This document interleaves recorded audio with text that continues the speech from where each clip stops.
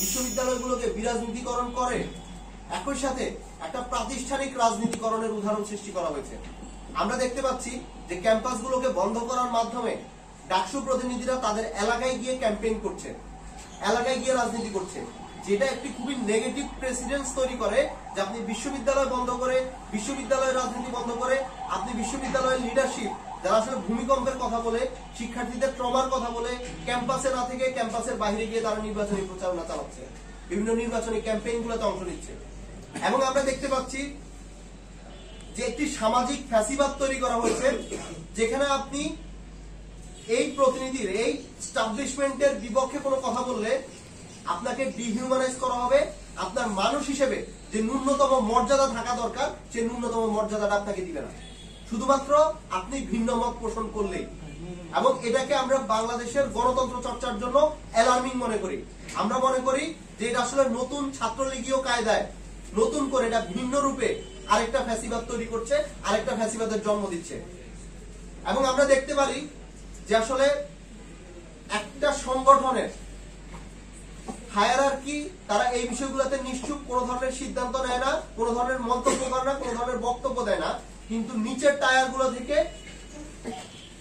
যেই কারো উদ্দেশ্যে কোনো ভিন্ন মতের বিরুদ্ধে এমন বক্তব্যগুলো দেওয়া হয় যে বক্তব্যগুলো যে কারো মত প্রকাশের স্বাধীনতাকে ক্ষুণ্ণ করে এবং যেগুলো হচ্ছে মানুষের ন্যূনতম যে মানবিক মর্যাদা, সেই মানবিক মর্যাদাকে ক্ষুণ্ণ করে।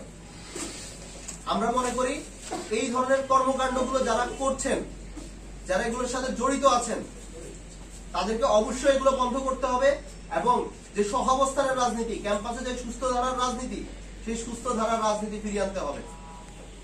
এই ধরনের সুস্থ রাজনীতি ফিরিয়ে না আনলে ভবিষ্যতে আমাদেরকে 24-এর মতো আরেকটি বিপ্লবের প্রস্তুতি নিতে হবে।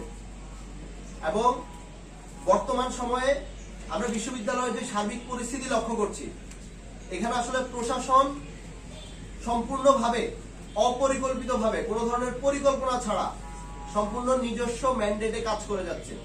তারা একটা বিশেষ উদ্দেশ্যে বিশ্ববিদ্যালয়কে বিরাজনীতিকরণে সাহায্য করছে, বিশ্ববিদ্যালয়কে বন্ধ করে রাখছে শিক্ষার্থীদের কথা চিন্তা না করে কোন একটি নির্দিষ্ট দলের পারপাস সার্ভ করার জন্য।